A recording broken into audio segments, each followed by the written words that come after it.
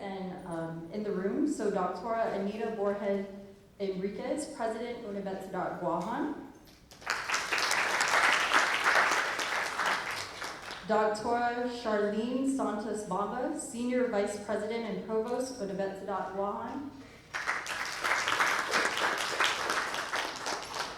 Dr. James Selman, Din, Colegio Artes Liberales and Estudian de Natlasia.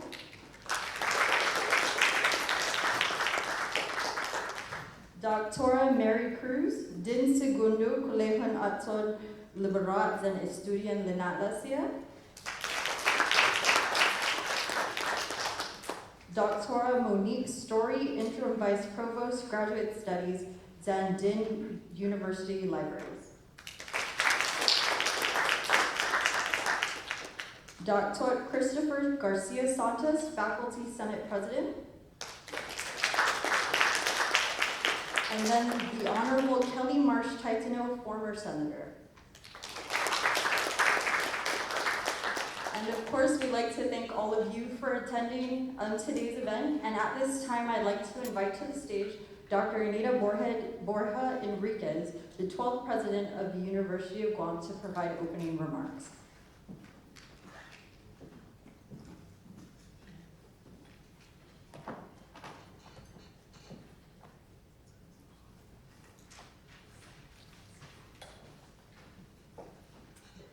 Masi, Dr. Francine. Buenas and Hafiday, Masi, for joining us this evening as we help to provide honor and a special time to learn more about this amazing publication by our very own Sina, Dr. Torres Souder.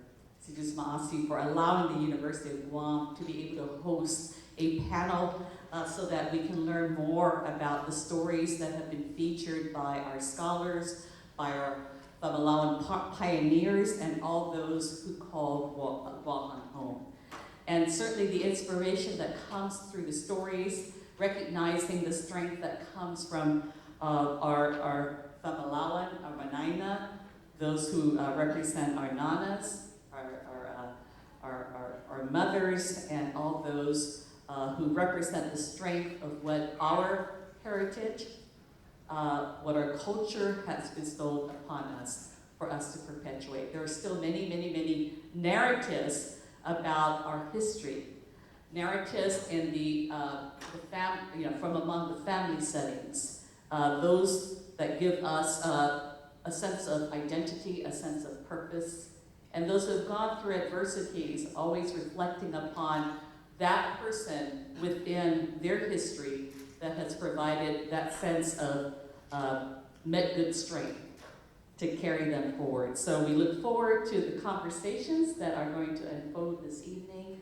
Once again, Sijus Maasi for joining us, and I'm very excited to learn more this evening.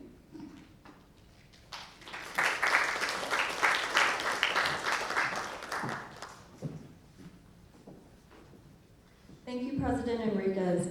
And so now, I'd like to introduce you all to the extraordinary woman that we all came out here to hear from, as well as our panelists. So, Dr. Laura Torres Souder is the founder, president, and CEO of Souder, Betances and Associates Incorporated. Dr. Souder held a Ford Foundation postdoctoral fellowship for minorities in 1991 on the study of situational ethnicity at DePaul University in Chicago. She earned a master's in sociology and a doctorate in American studies from the University of Hawaii at Manoa. She received a bachelor's of arts from Emmanuel College in Boston, Massachusetts. Her travels to 27 countries, bicultural and bilingual abilities, studies in London, research experience at the East-West Center in Hawaii, as well as leadership in embracing positive relationships across gender and cross-cultural lines. Dr. Souder was an official UN Guam delegate to the 4th World Women's Conference in Beijing, China. Dr. Laura Souder has authored several books, articles, and government reports in the area of women's issues, workforce diversity, and cross-cultural communication. Among her most notable works is her book, Daughters of the Island, Contemporary Chamorro Women Organizers, published in 1992, and her most recent publication, the 40th anniversary edition, which includes over 150 pages of new content. Sanilo, we'd like to welcome you to the stage.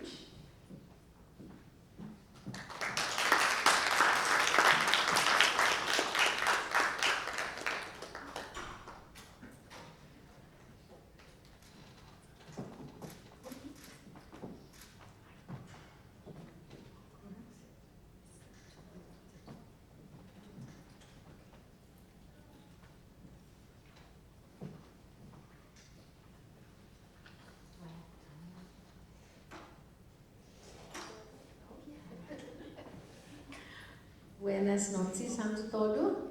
Dongklu na si Zeus maasi. Kuni finapilmizu kyot I estudiante ni mangai di bini po na puini. Thank you all for being here.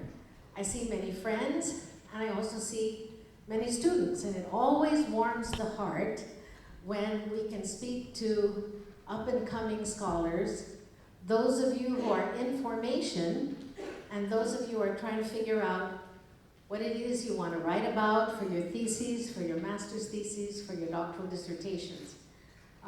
So it's really such an honor and pleasure, and I want to thank you, Dr. Anita, and all of you, doctoras, and those of you who have supported this event. It means a lot to me that I'm able to come back to where I started as a scholar, as a formal scholar at UOG. It's been a long time, and I've crossed many bridges, but home is home. It always will be. And a scholar's home is always where great ideas began to percolate and where we began to be challenged. So I really appreciate the opportunity. The question most asked of me about this version of the book is, how is this edition different from the first two? So I'd like to share a little bit of how it's different. Fran mentioned that I added 150 pages, which I did, so it's much heavier, right? I also made sure that people like me could read it, so it's in 12-point font, because I'm very frustrated when I have to read a book that's really teeny-weeny in print. So those are some significant changes. This edition of Daughters is different from the first two editions in several ways. The first two editions were presented in much the same format as my dissertation. In this 40th anniversary, or third edition, I have added two papers I delivered in the 1990s on feminism, and I also wrote a new introduction. So those are all new materials that have been added to the book. Additionally, I have titled all the chapters in CHamoru, as well as English, and have applied the orthography and CHamoru Guahan throughout as I organize the case studies so that they read less like an academic treatise and more like the stories that they represent, of Chamorro women organizers who were active in the 70s and 80s in Guam. So it's about a period that most of you who are students weren't even born into, right? But you can learn a lot from these women, because that period in our history, in Guahan's history, was a pivotal moment. Lots of things were happening throughout Micronesia, and a lot of negotiations, formal negotiations, led to the Federated States, led to the Republic of the Marshalls, led to the Republic of Belao, led to the Commonwealth of the Northern Marianas, and led to our remaining a colony. So it's an important period to understand. It was also a very important period in our social history, or in our socioeconomic evolution as a nation. And so that these stories illuminate that period of time in a very, I think, significant way. Lots of things have changed since that time, and we'll talk a little bit about those changes. But I also rewrote some of the historical narrative and incorporated perspectives on Chamorro revisionism. Everybody knows how that I'm an advocate of Chamorro revisionism, that I believe that we can rewrite our story and tell our story the way we understand it, from our indigenous perspective, from an inside perspective. And so I've tried to incorporate that into the early parts of the book as well. Lastly, I have provided brief updates on the work of the Chamorro women featured in my study since the study was done in 1984, hence the 40th anniversary celebration, because I wrote their stories in 1984 as part of my dissertation. It's been 40 years since I wrote the dissertation. It was designated as the first book published by a Chamorro woman. That took me by great surprise until I got a call from the Women's Chamber of Commerce to be told that I was being honored as the first Chamorro woman to publish a book.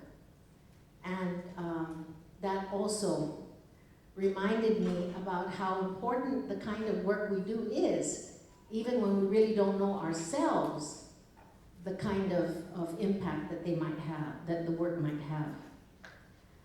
Much has changed. I have changed. I look different, right?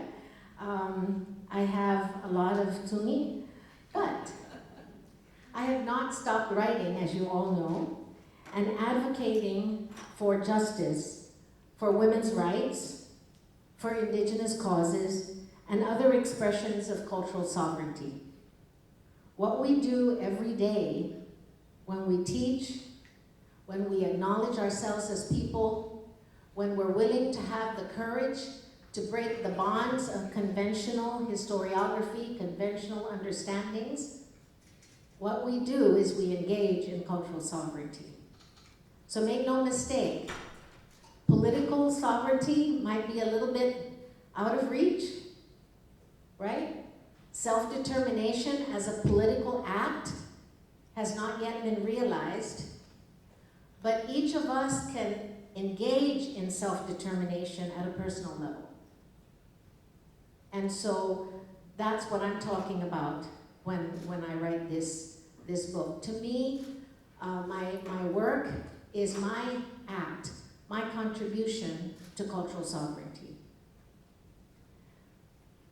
I have therefore infused some of my perspectives into the book in a way that I didn't do when I wrote my dissertation, because you're not allowed to wax on your own perspectives necessarily, and you have to put it into a cultural framework, so a scholarly framework. So you'll notice that there are nuanced changes even in the organization of the book.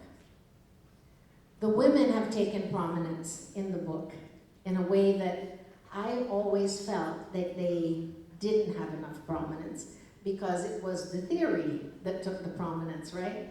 And now it's the women's stories that take the prominence and tell us about the theory. So that's also very, very important.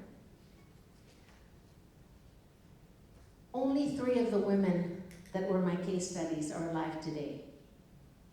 Chilang Bamba died when she was 51 years old, several years after I interviewed her. And yet, according to her children, they're learning about their mother anew by reading the book.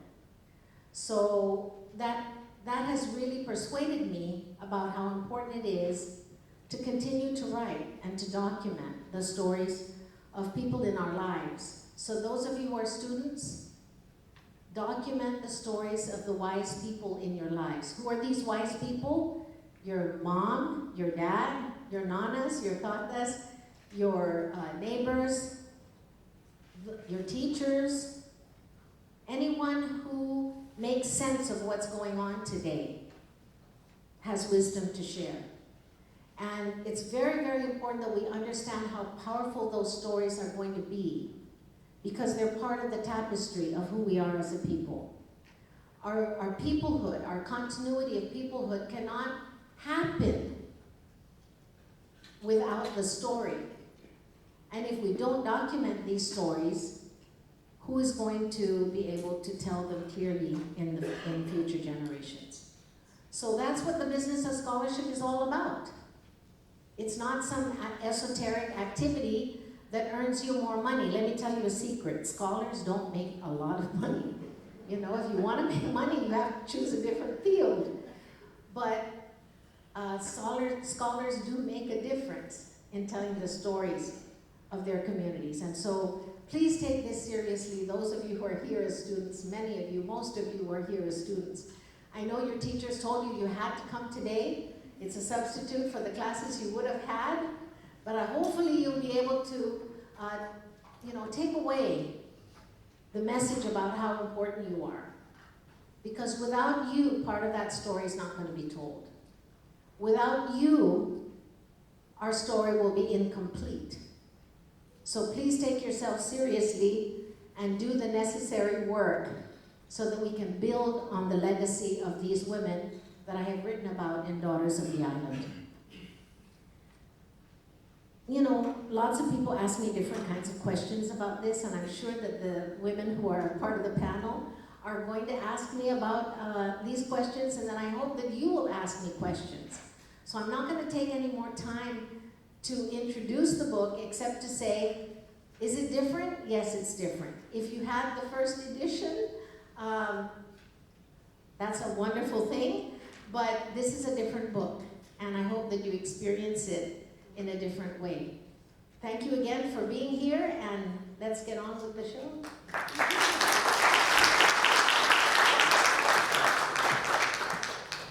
So now I'd like to introduce each of the panelists, and as I do their bios, I'd like to invite them to come up to the stage to sit with Dr. Souder. So our first panelist is Dr. Deborah Cabrera. She is an associate professor of sociology, CHamoru Studies, Women and Gender Studies, and the Micronesian Studies program at the University of Guam. She holds a PhD in sociology from the University of Kentucky. Thank you, Dr. Cabrera.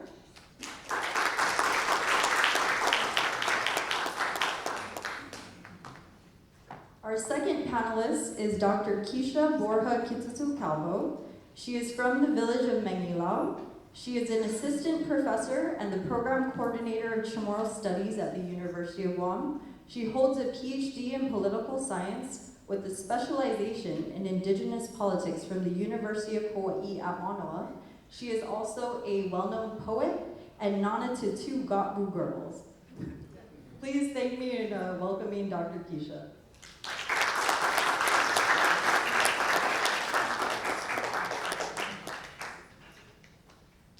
And our final panelist is Michaela Blas.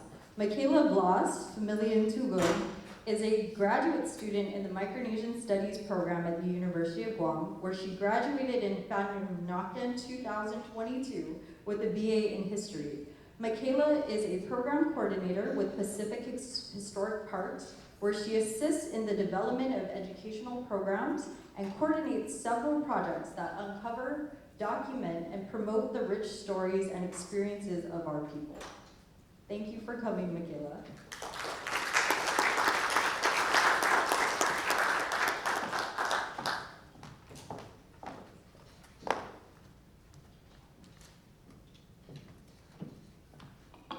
All right, thank you for joining us. Let's give our panelists a round of applause.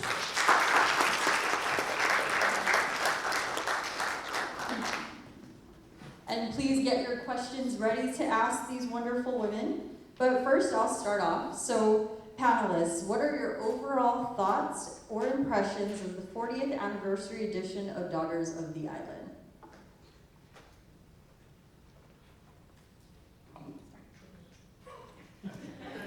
Sure, I'll begin. Well, I was gifted a copy of the 40th anniversary edition by a friend who's actually sitting right there. This is Maasi Nolan. And when he gifted it to me, he mentioned, again, how there is additional content, 150 pages to be exact. So of course, one of the first things I did was go through the table of contents in my new book and compare it to the second edition, just to get like a feel of what were these additions that were made. So I really did appreciate how the essence of the original research and the narratives were preserved in the 40th anniversary edition. And then there was also an enrichment with new sections, particularly delving into our ongoing colonial status, here on island. So it really reminded me of the importance of reevaluating and revisiting our histories just to ensure that we're reflecting and being responsive of the ongoing struggles as well as the changes with time. And just to add to that as well, so in the 40th anniversary edition, Sina Lo, in reflecting on when she was doing her research 40 years ago, she was in the Goddess stage of her intellectual journey, and I really felt like I resonated with that because I feel like I'm in that stage, possibly in my life. I like to think so. So I felt like that was a really great parallel, between her academic journey, and it kind of like makes us think about how in life our grasp on history as well as ourselves, it's never static, but it's continuously evolving and changing as everything around us continues to change. So I'm really grateful for scholarship like Daughters of the Island, and being so groundbreaking, have opened rooms and created spaces for new scholarship, whether it's on Chamorro women or other historically marginalized groups.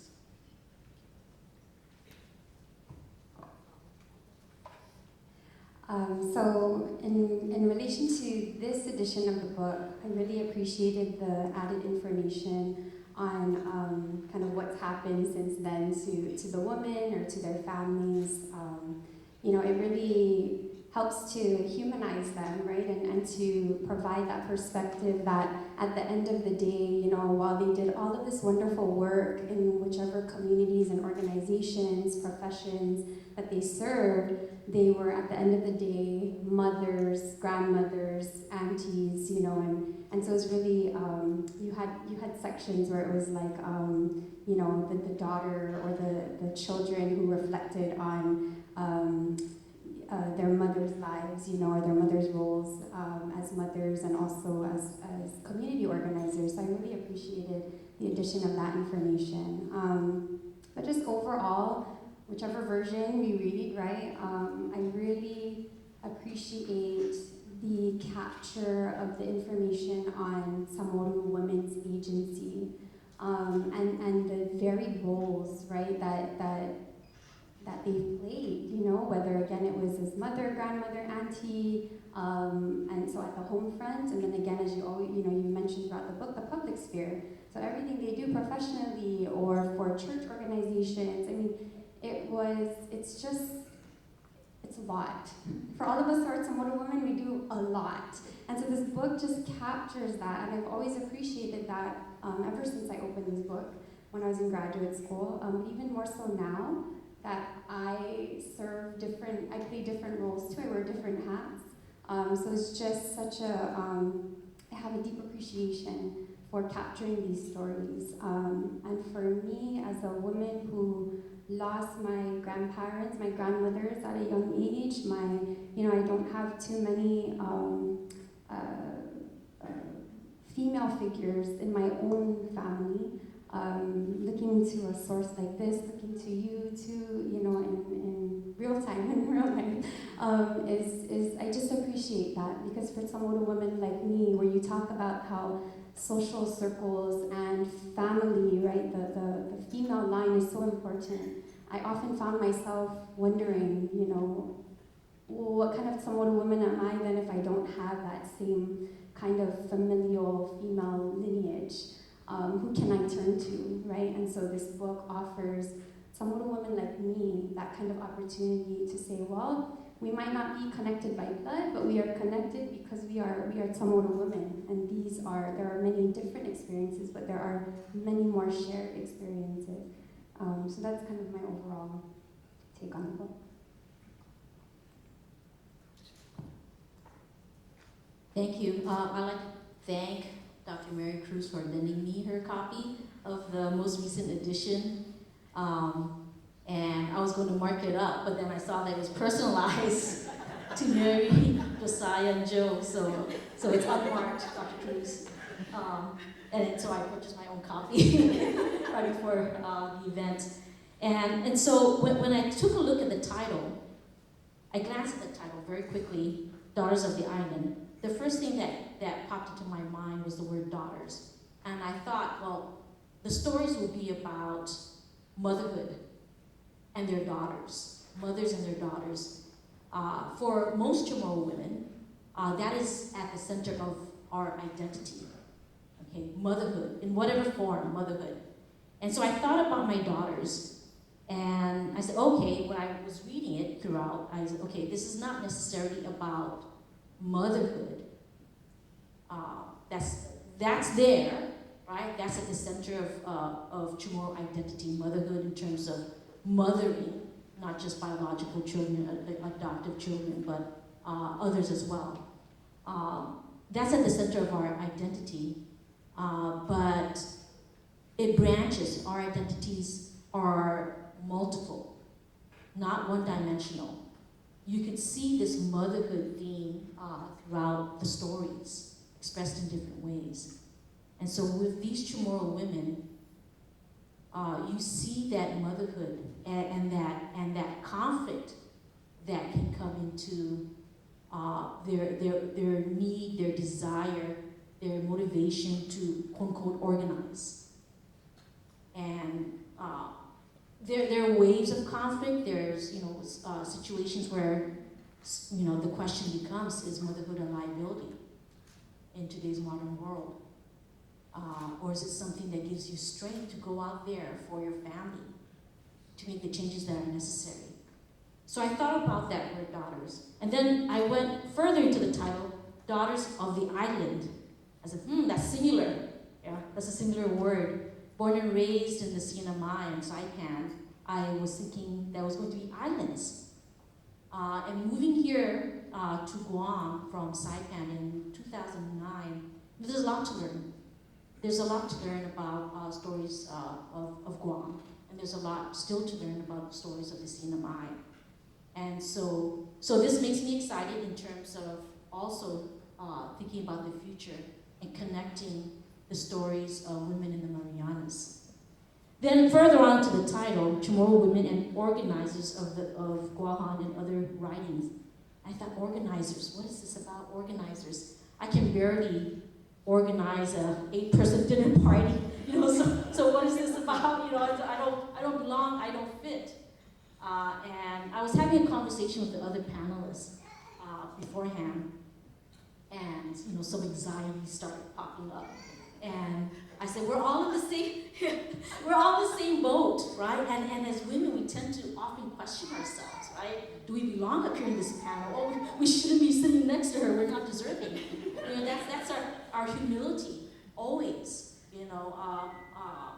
There in our interactions with people, and sometimes that humility can lead to fear, maybe in terms of organizing in whatever level that you see fit.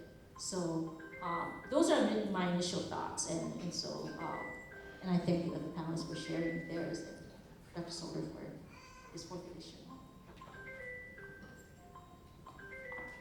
So Sinalo, before we move on to the next question, something that I did want to ask you, so in the book, right, you mentioned that this was a project you wanted to do since you and Uncle Sammy came back to Guahan, right, after being in Chicago for a bit. So what were you hoping this edition would do? Like, what prompted you to actually write the 3rd edition after, quite some time passing already? Really? The books were out of print. And a lot of people kept asking me when they saw me, when I bumped into them here on Guam, when are you going to reprint Daughters of the Island? When is the next edition going to come out? And then during the FESPAC, there were a lot of young scholars from the diaspora that came home, right? And when I found out that some of them were buying this book, the older versions of the book for $50 and $100, and somebody told me they had bought it for $200, I said, that's usurious. I mean, that's criminal, right? That's ridiculous. And so I felt the responsibility to do something to respond to those requests. And that's when I asked my publisher, I said, would you be willing to support the republication of Daughters? And that began that journey. Then in our Guafak, as you know, Fran, we talked about it a lot. What should this new edition of Daughters contain? could I update the research? I didn't want to go there. I mean, it's been 40 years. So I said, no, I'm not going to update the research, except to say where the women are at now, if they're still alive, and what, what activities they engaged in prior to their deaths. And, but then I thought, I do want to do another edition. It's got to have 25% new content. So I began to try to figure out what would make sense to include, and that's why I included those 2 essays. And then I wanted to include something about revisionism.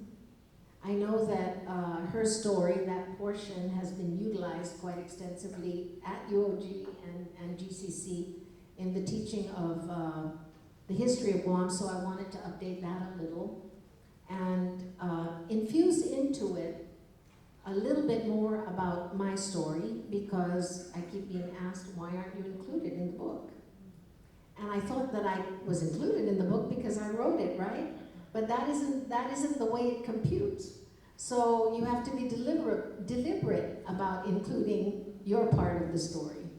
And so that's what led to this. And then it was kind of a very hurry-up kind of situation. I perform well under pressure, as anybody who's worked with me knows. And so I gave myself 3 months to turn this around. And I was able to do it. And from start to print, I'm talking about in 3 months, okay? So any of you who says, oh, I can't do it, oh, it's gonna take too long, that's all in the mind. You can do it if you want to do it, but you gotta work hard. You have to stay up.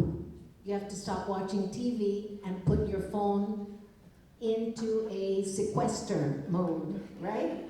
But once you're willing to do those things, you can do it. I can't do it, I don't have the time to do it is a lame-ass excuse, okay? So students, I'm talking to you, all right?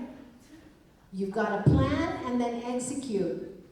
Little by little makes big and gets things done. That's the way to do it, and that's the way I did it, Fran. So just to share a little, at Sinalo's book launch, the very first thing I said to her was, I'm really proud of you for finishing this, but then I also followed up with, you actually don't need me to be proud of you, because you're my Sina. But I told her that because I knew just how long this project was kind of put on the back burner for a bit, and just how much she wanted to make sure that she put out this new edition. Because, I mean, just like everybody on this panel, I was definitely one of those scholars who at the time when I was doing my research had to try to find Daughters of the Island in like on Amazon or somewhere, just obscure, because, and I found it in a copy at my auntie's house. But, so yeah, we appreciate you making it much more available and accessible for everybody. And so that kind of blends in nicely to our next question for the panelists. So how have you used past versions of the book in your work, and or how do you anticipate using this new edition?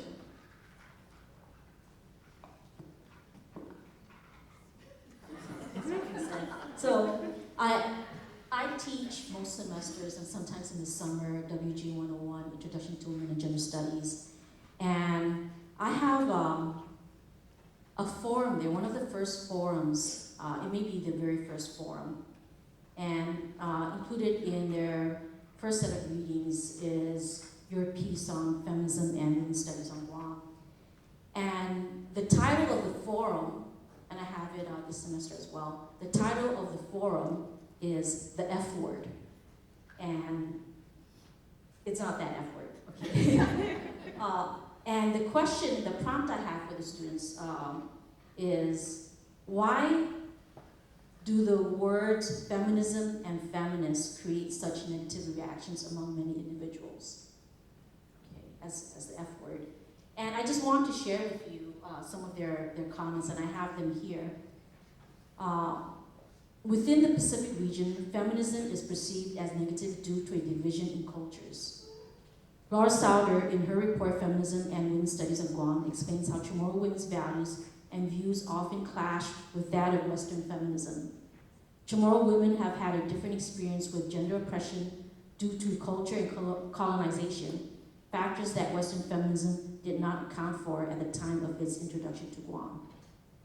Another student wrote, some Guamanian women hesitate to identify as feminists due to historical associations with Western feminism. The movement's roots in white middle-class, highly educated activism in the United States led to skepticism among non-Western feminists, Pacific Islander women, including those in Guam, found Western feminism inadequate in addressing issues of racism, ethnocentrism, colonialism, as their experiences were shaped by a complex array of factors beyond gender. The reluctance to adopt the feminist label stems from a desire for a movement that resonates with the intersectionality of Guamanian women's identities. And so this is, again, just a snapshot of what students' thoughts are on your work. And for the future, maybe inclusion of some of these stories in its entirety. And this makes it highly accessible for them, this affordable copy. And so I thank you for that.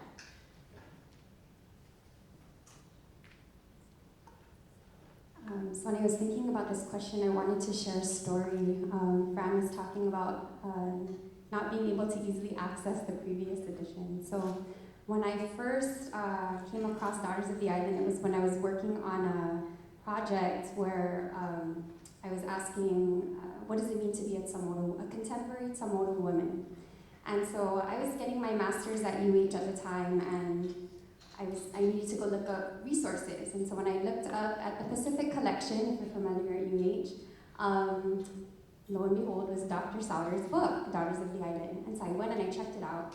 And then you can renew, I think, as a graduate student, like 3 times, right? So online, like you don't have to go back into the library to renew. So I kept renewing, and then after the 3rd time, you have to give it back.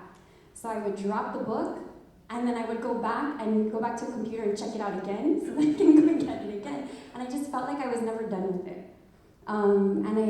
It turns out that in everything I've ever written that dealt with CHamoru women, CHamoru womanhood, CHamoru woman identity, I've used the book.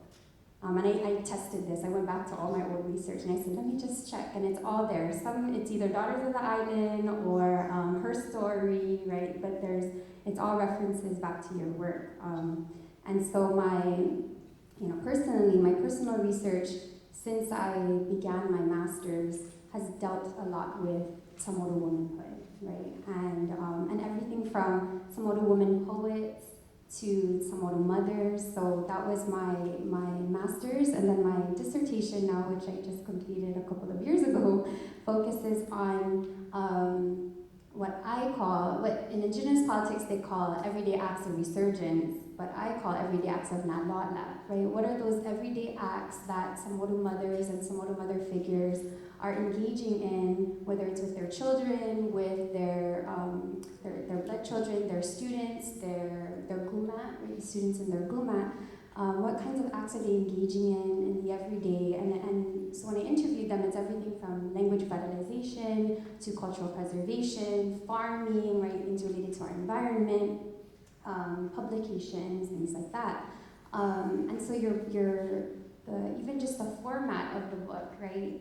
Where you interview all of these women or these female organizers served as an example of what was possible for me.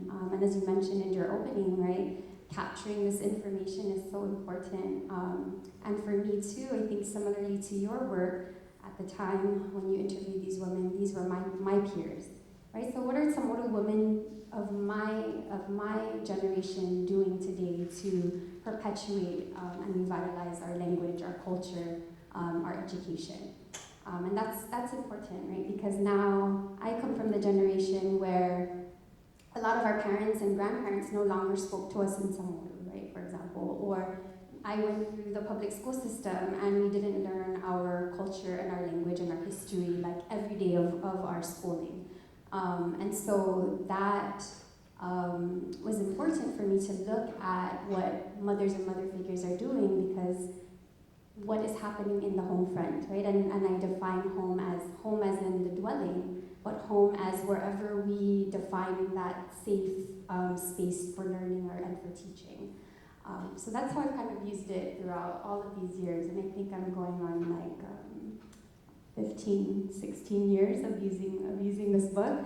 I'm really grateful for this newest edition because it has, again, all of the extra information, but it also continues to serve as a reminder, right? Because now we can have easy access to it, we can see it, and it's more available to us.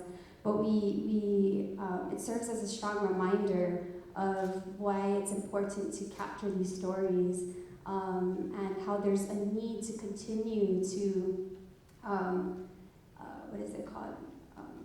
record these stories, listen to the stories of our daughters, of our mothers, and then even, I would like to see too, a version for like fathers and father figures, because as you talk about in our work, we come from an egalitarian society. Our creation story is Huatna and Huantan, right? So it would also be important to include, like, I want to hear too you talked about the support system, right? So the husbands, right? What are the husband stories when they had to switch roles and like stay home and watch the kids? How can we grow these stories and include, or grow this book or grow this work and include those stories for the future?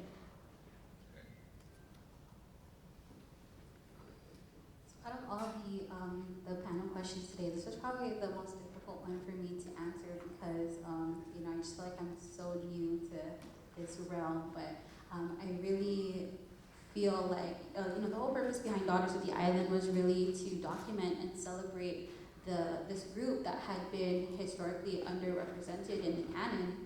And that really does align with my research interests, particularly my MA thesis for the Micronesian Studies program, where I intend to analyze and research the treatment and underrepresentation of a grassroots activist group, CHamoru, in the canonical historiography of Guam. And what this book really did was inspire me to dig deeper than that. Let's look at the women organizers in CHamoru and maybe even the wives of some of their members. So it really sparked something in me to research and interview women like Kathy McCollum or Ophine Jackson or Jo Beneventi and many of the other women who were involved in these protests, and find out what was their roles and what strategies did they employ to get these protests up and going during the 1990s.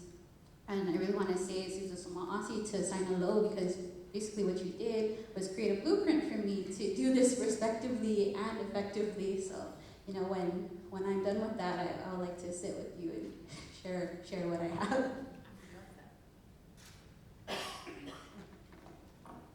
So Sinalo, for this sort of question, I guess one thing we're most curious about is what's the most memorable ways you've heard people tell you or how they've used your book, or how has it been incorporated into maybe a classroom or kind of in your work? Because one thing about Sinalo that's pretty special about her is she's very open to mentoring. So Michaela, she definitely will follow up on that offer, but she's very mothering in that way. If she knows you're interested and she'll check you, she'll be like, hey, when do you want to meet up? I'm available. And so what are, throughout the 40 years, what are the most memorable moments you've seen scholars apply your work or kind of use it in that way? Several stories really resonate with my heart. One of the most special stories about my book was when my granddaughter, who was she was the one who made me a nana.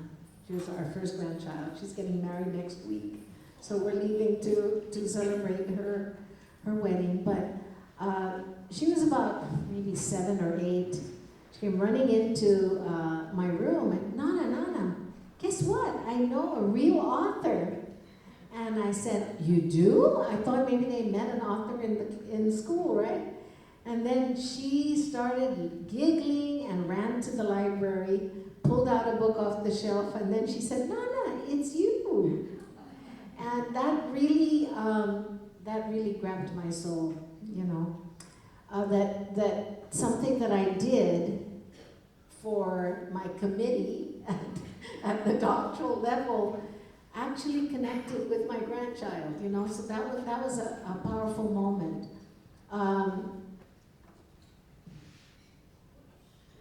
Many people have told me that they've used the book.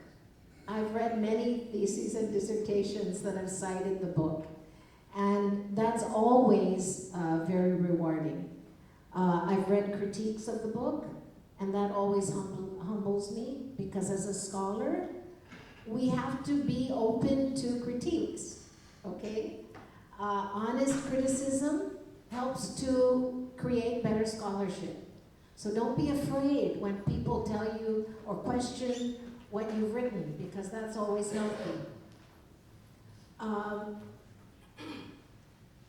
You know, I've when I ask people, well, what was the most salient, you know, insight that my book offered, and they can't answer it, I get nervous and I think maybe they didn't actually read it.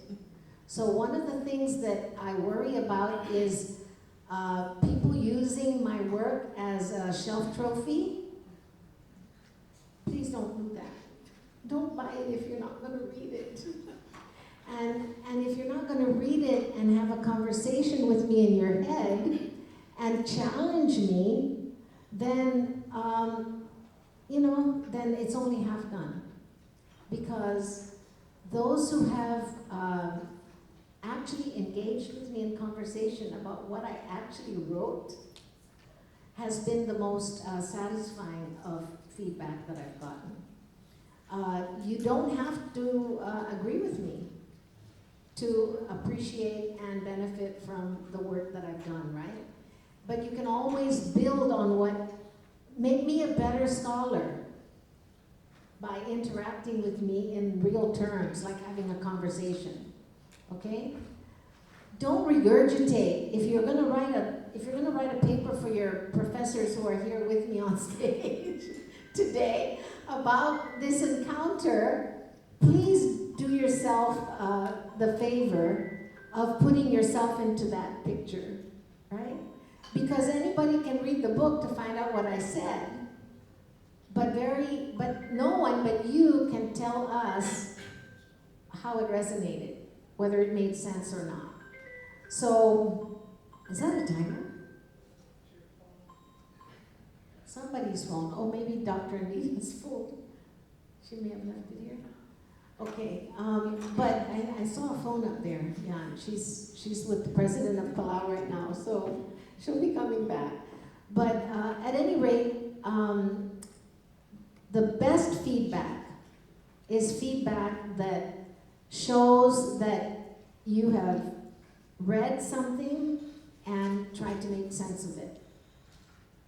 And if you can apply what you've read, all the better. So that's the best kind. Is it her phone?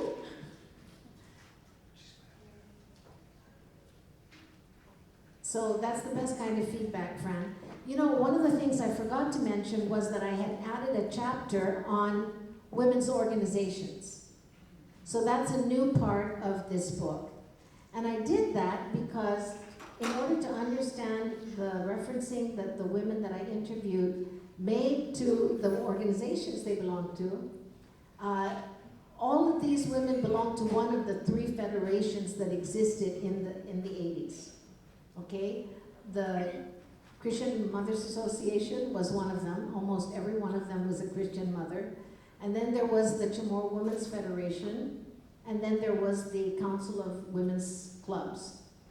And all of the formal organizational affiliations that all of my subjects, all 82 of them that I interviewed to cull and specialize in the 9 subjects who became the case studies, all of them were affiliated with one or more of those federations. So I felt that it was important to include a little bit of a history of the 3 federations, which I did. And when I was doing my research, every time I Googled, you know, because I do research on Google now, that's not a crime, and I kept Googling and I kept getting my name. And I thought, if this is the only thing that has been written about Chamorro women formal organizations in the 80s, then I have to include this in the book as well. So I don't know, I mean, that was a real tangent to your question, but No, we appreciate that background because I mean you're right. There are organizations mentioned in the book that no longer really are as present, right? And so I think having that background helps a lot of us to kind of understand what Guam looked like at that time. And then, so this actually ties in really well to my next question. So in the 40 years since the first publication of Daughters of the Island, have, well, all of you can actually comment on this, have you seen changes in the way women are advocating for and organizing around issues today?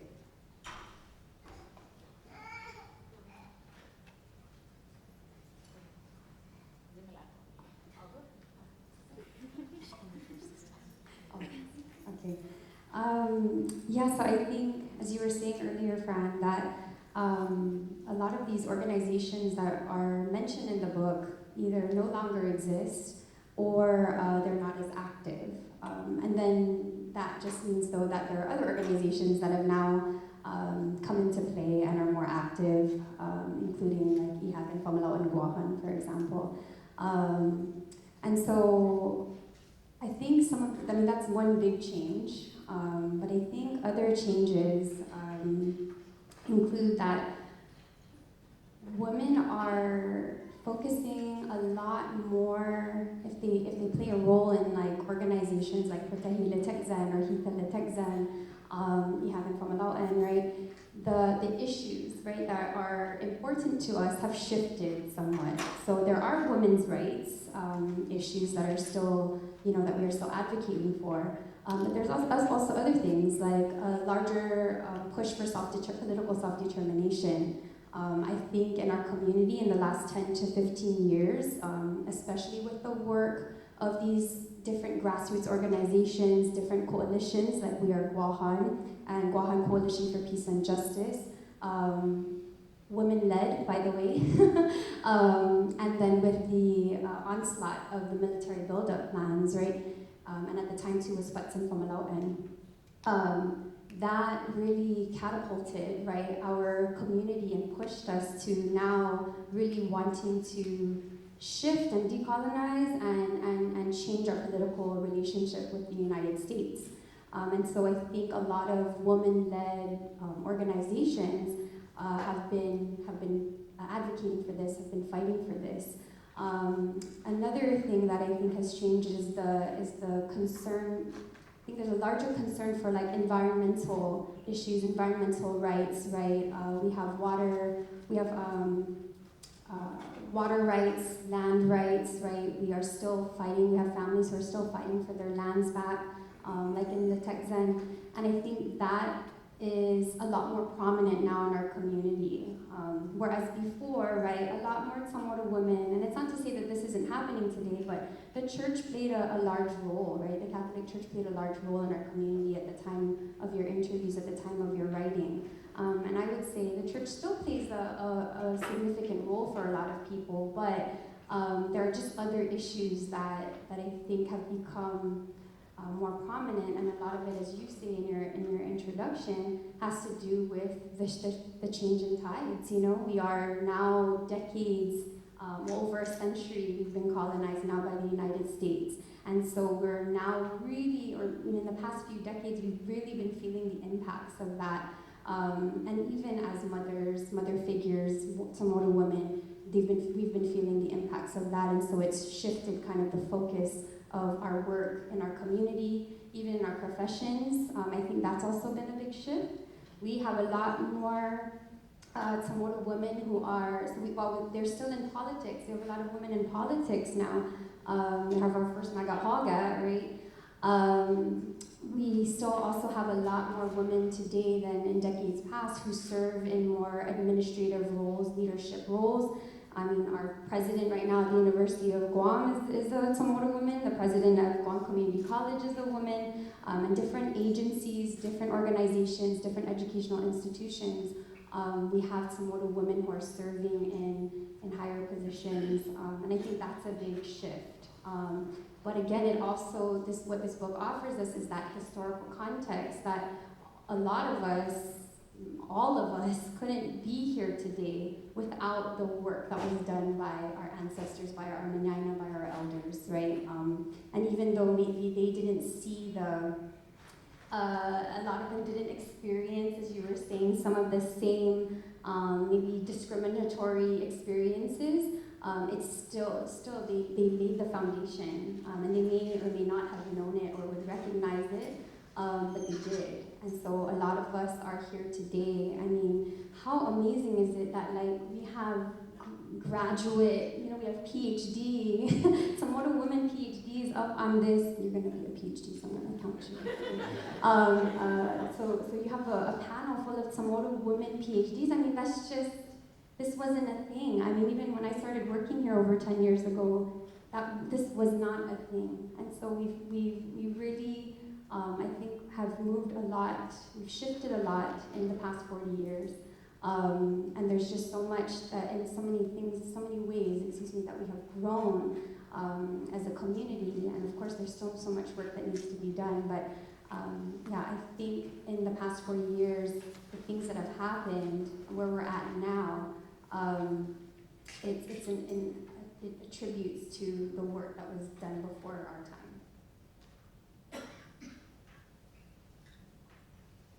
It's a tough one to follow up.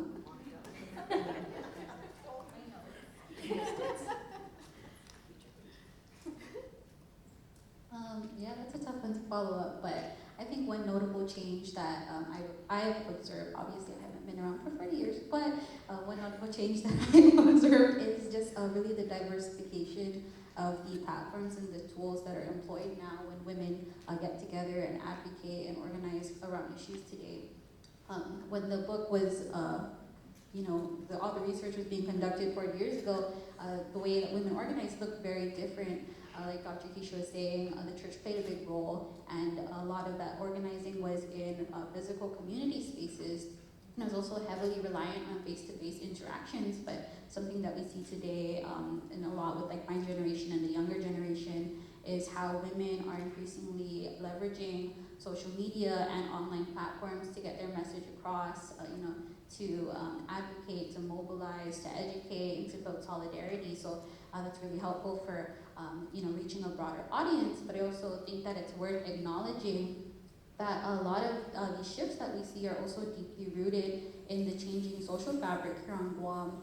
Something that Sinaloa points out in the book is how extended family networks have historically played a central role in providing support for Chamorro women to be able to organize, and that looked different in so many different ways. And one of the bigger things was like practical assistance, such as childcare or resource pooling.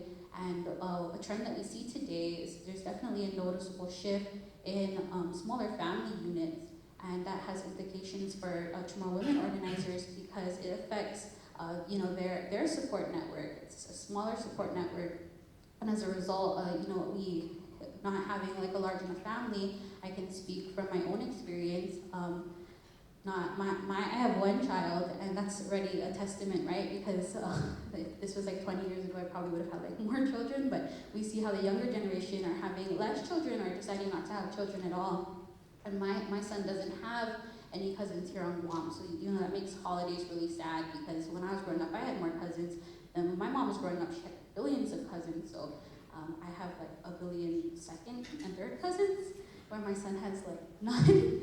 So that's like very evident in how like smaller family networks and not having that extended family to really rely on, and also not just that, but like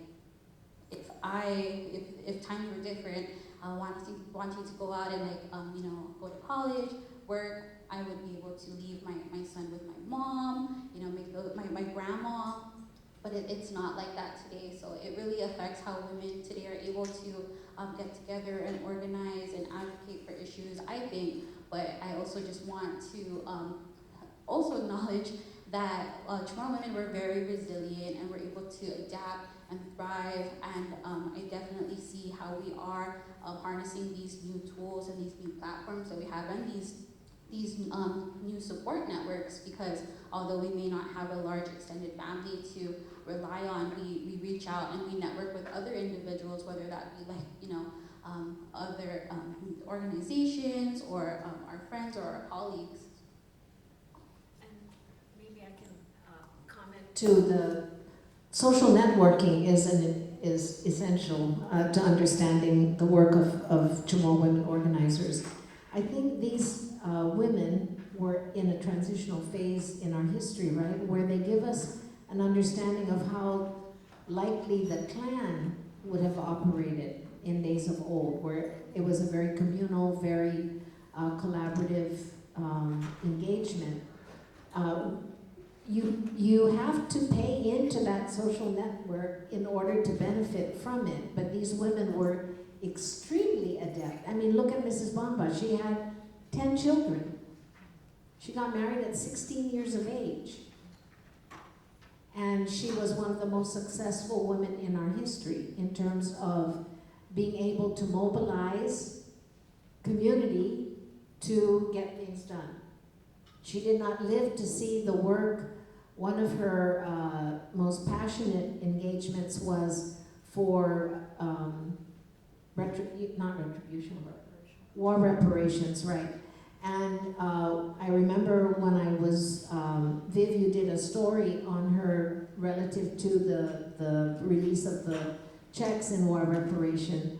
And I remember when they were, the newspaper had those first people to receive the checks.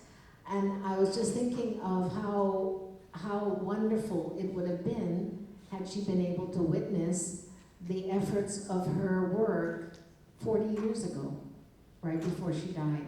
So they give us, their lives give us a real live, breathing picture of how these social networks at their most effective help to achieve outcomes that we desire.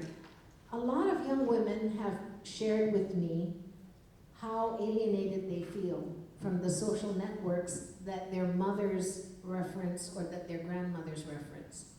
And it's very sad, it's really very sad that we don't have access to the kinds of networks that are embedded in our cultural way of life. And a lot of this independent activity, you pay people to take care of your children and your elders. You have to find ways of juggling the myriad of responsibilities that you have as a Chamorro woman, and there's no one to share it with. That's what I keep hearing from younger women. And sometimes they ask me just, Sinalo, how can we resuscitate the way it was? Well, we can't, because times have changed dramatically. But what we can do is learn from the way that women mobilize these social networks. Yesterday we buried my first cousin, Becky. And the way that our family came together to pay tribute to her, but to organize the millions of details that was required to honor her in the way that she was honored yesterday is a full demonstration that those social networks still work in certain contexts, particularly in celebrations of life and death, right, in our cultures. So it's not that we've lost the art of being able to mobilize social networks in the way that these women did. It's just that we may not be as conscious about how we can leverage it to our collective benefit, So those are some of the kinds of thoughts that your question birthed in me. So before I talk about the changes in how women organize, I'd just like to emphasize that there's still something that remains the same and that's needed when organizing. It's basically to recognize that the personal is political, and it's not necessarily running for office, but getting organized by communicating, by networking. And in sociology, we like to say the sociological imagination, that to understand your personal private life, you're going to have to understand the social factors that impact that, the social institutions that impact the decisions that you make on a daily basis, the opportunities, the barriers that you have. It's not just your own opportunities, your own barriers, but those things are influenced, they're created, they're maintained by social institutions. But in terms of the changes, I'd like to echo what Michaela said and emphasize the increasing role of new technology in the way women are advocating for and organizing around issues today. This new technology and with social media, you can have a following in the thousands, in the millions, and you can communicate your message freely. There's no cost to that. There's very little cost to that.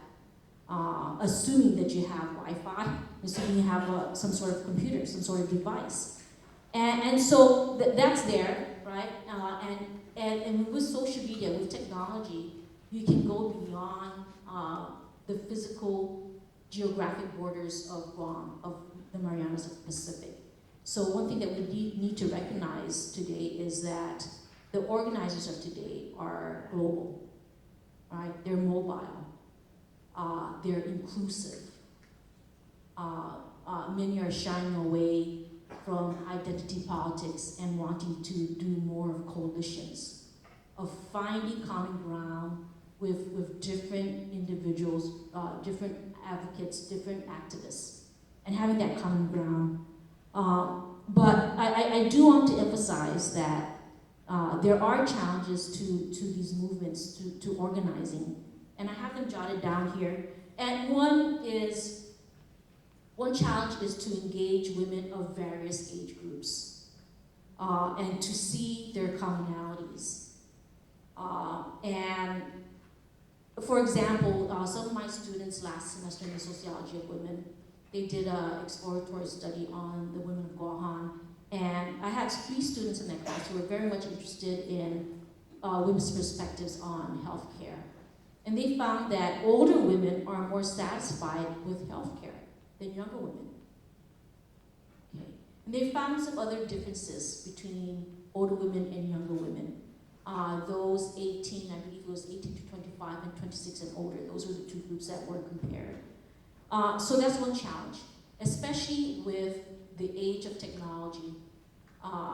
And if there's a certain demographic that's more accustomed to using that technology, to using social media, to trusting social media, to using it as a tool, okay, then you're shutting out a different demographic. You're not being inclusive. And I point to the digital divide, right? So if it's younger people with a middle to higher social class who are in these movements and communicating their messages, they're probably not getting their message to others who really need that message and that need to be involved in these conversations because they are at the losing end of this digital divide. And so they're left out of the conversation. And third, the challenge is, and again, this is the personal is political, the sociological imagination in terms of my experiences. The challenge is to connect Guam with the Sinamai and find common uplifting sense of purpose for the women of the Marianas. And also with the women of the diaspora. Yes, definitely so. And again, that points to women being mobile and global. And lastly, I think the challenges, or at least something that should be a part of the conversation, is what Dr. Keisha had briefly brought up in terms of including men and other genders into the conversation. And I remember not too long ago, all the rage was to have that T-shirt, right? The future is from a Malam, right? Many of us have that T-shirt. And I talked to my students about this. I'm like, they're not too comfortable with that. And also in terms of my perspective too, because when I first saw that, and I understand that, right? You know, I'm a sociologist, I teach women in gender studies. Gender is central to my research. And when I saw that, I thought about, well, what about my hubby? Well, what about my son? What about my brother? Where are they in that future? And so it's like moving forward, trying to move forward without leaving anyone behind. That includes women of different socioeconomic statuses, different levels of ability, different ethnicities, different religions, sexual orientations, etc. So moving forward without leaving people behind, including other genders.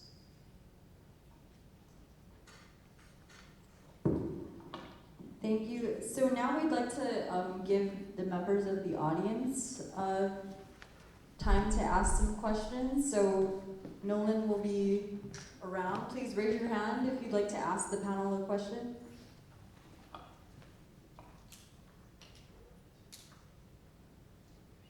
Don't all raise your hands at the same time.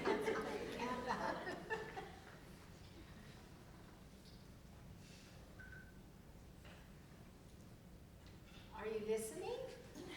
So I'll ask the question. From my perspective, I look at stories. And one of the things that sticks out for me whenever I listen to Pacific stories is that it's always put in the sense of underrepresented. And that term never feels quite right for me because I see what we do. I see how we tell our stories. If you were to rebrand how we tell our stories, what is the term that you feel would be the most exemplary of what our stories say or who we are?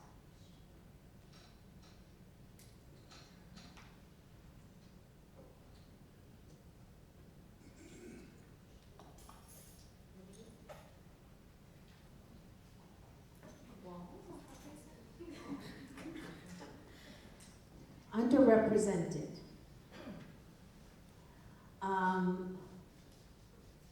When we tell our stories, we're fully represented, right?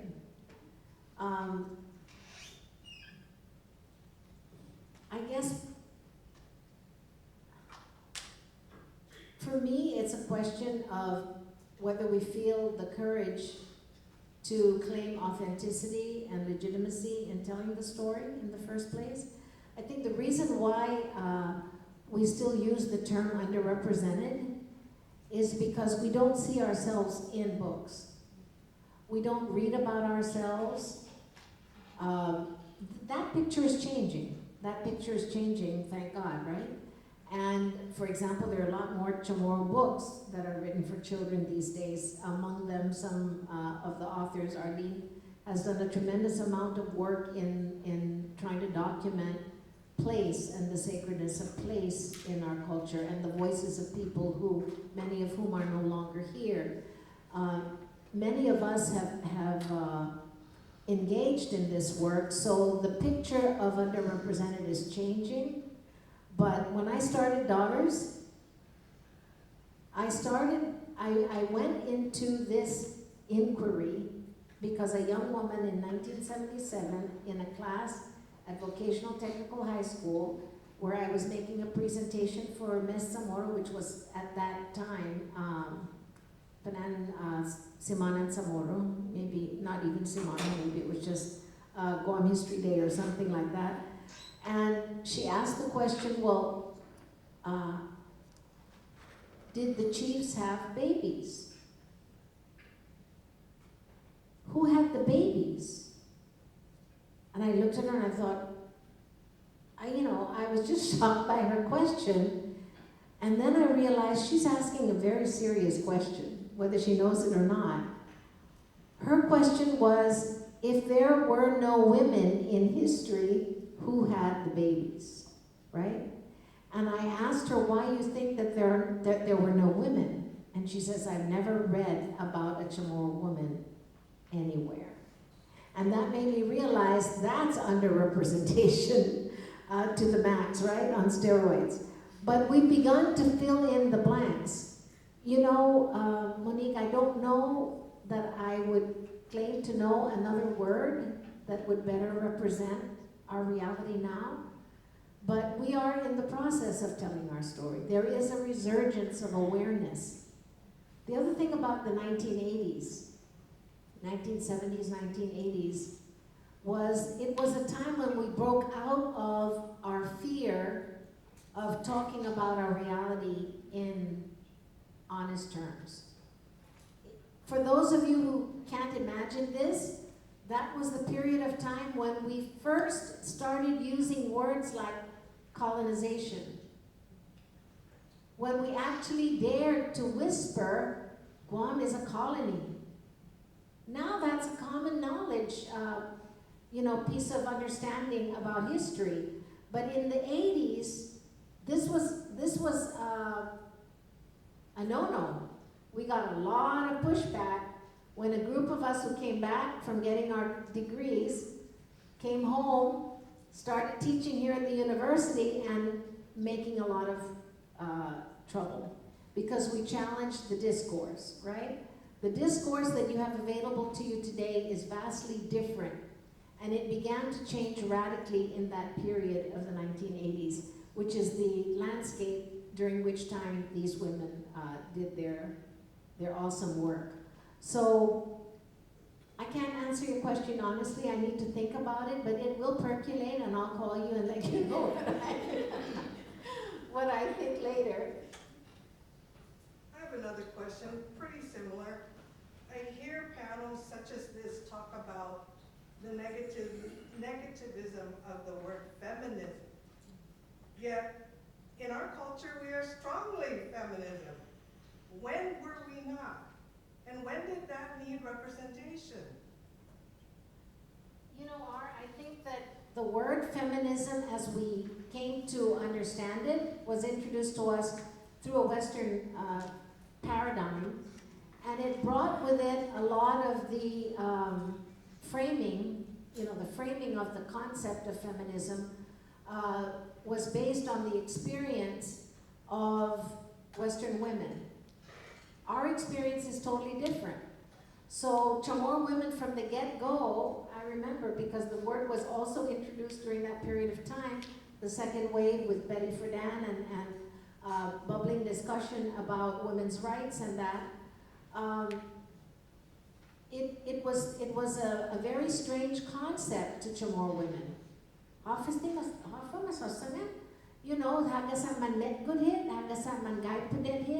So there was a lot of confusion about what this word represented, this concept represented. But I think that today's generation, that term means differently to today's generation of women. I think the issue of reproductive rights has challenged us to re-articulate our understanding of feminism. But throughout the Pacific, the word feminism has always been fraught with ambiguity and a little bit of we've stayed away from it because it's a concept that doesn't really embrace our experience fully. For example, motherhood. Motherhood is central to female agency in our culture. Motherhood is the suspicious culprit in Western feminism for the most part. So we're polarized just on the basis of that issue. So you're right, we're trying to grapple with the kinds of issues that are female-centered, that constitute the constellation of feminism as we talk about it in the Pacific, as compared with other forms of feminism. And you talked a little bit about that in terms of your class, the F word, right? Because it is fraught. It is fraught with, with concern, if you will, because it just doesn't apply well. But many of these, that's why revisionism is so important, because we need to revise our understandings of terms to make them reflect our reality rather than trying to jam our reality into these constructed sets of ideas. I don't know if I'm confusing the issue, or is that an answer? Are you satisfied? You're never satisfied. Not quite. And I'll tell you why. Keisha said a very important point to me. If your question that you were asked, does a male deliver the baby? Well, the woman can't do it alone either. That's right. And that's the uncomfortable balance in feminism. You cannot remove the other side, and Keisha had a really good point. All of this is for nothing if you don't get that support system. Your Samuel Betances is one of those examples. And all of these women in the book Exactly. testify to the fact that without their partners, their supportive partners, they would not have been able to mobilize as they did. So, yeah, there's a lot of unrepresentation in the way that some of these pieces of the story have been told. And our responsibility is to do it justice by filling in those blanks. And I've been accused of being anti-male by not doing a Men of Guam story. But at the time that I started this story, only men were talked about, right? And only men were written about. And consequently, I was trying to bring a voice out that had not yet been heard. And so it's those kinds of, but sometimes it gets out of balance. But you're right. I mean, everybody's part of the story, and we all have to fill in those blanks in the story. I have another question. You use indigenous and Micronesian feminism. Have you ever received backlash for feminism, writing about it, talking about it, speaking out about it? Oh yeah, I've received backlash on everything I say. Truly, I'm not trivializing. Anything that's new, anything that challenges the conventional perspective, and conventional perspective is different in different circles and for different reasons. Yes, I've received a lot of challenge related to using or criticizing the Western feminist paradigm. I have, but that's no reason not to do it, right? We just have to expect that backlash. There's a lot of pushback related to any new idea or any idea that creates discomfort is a great idea, okay? So the more there is, disturbance in the forest, the better it is, because then you know that you are challenging, right? Challenging people's ideas and helping people to think seriously. So don't ever be afraid of disturbance. It's creative disturbance. Of course, you don't want to, knock people out and be destructive either. But there are ways of sharing new ideas and testing new ideas, and you expect pushback because it always happens. If I may, I'd like to go back to that word underrepresented. I think of another phrase, and it may not be something you prefer, but I think of symbolic annihilation, right? Yeah. So, and I'll share with you my experience. The very first semester I had in college off island, in the continental United States and in the West Coast, and it was an anthropology class, and the very first day of the semester, after going through the syllabus, the professor said, okay, so this is what I'm going to be studying, listed it all out, all the topics, and said to the class of about 50, said, we're not going to be studying any place, unimportant like Palau or Saipan. And no one here from Palau or Saipan, right? He turned his back to the class and started writing on the board. What's that? No, it was in the West Coast. Not at the University of Guam. So it was a West Coast school. And And he laughed, right? He turned around just to make sure. And there I was raising my hand up, right? And I just felt so belittled, so insignificant, symbolically annihilated, because I didn't see myself anywhere, in the studies, in the readings, and he dismissed the whole region, basically, the first day. And I kept going back to him after class, before class, trying to talk to him, trying to convince him, that he was wrong. And I was about 19. I was uneducated, really, about the region. I didn't have the verbal skills or maybe the strength to really lay it into him and lay it out, but he wasn't listening. I was already invisible.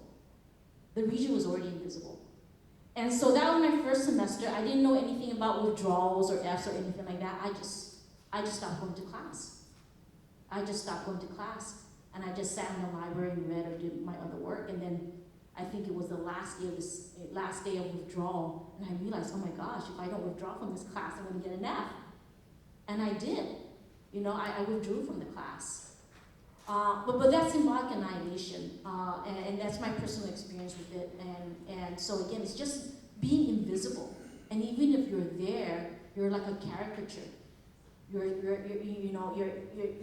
less than human. There are just certain traits about you or about people in the region that are exaggerated and stereotyped. So that's what I think about underrepresentation. Underrepresentation makes it very almost like scholarly, dry, without emotion.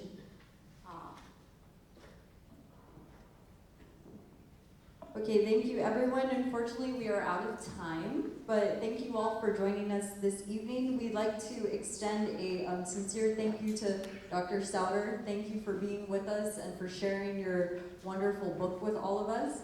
Thank you also to our panelists for joining us this evening and sharing your thoughts on the book.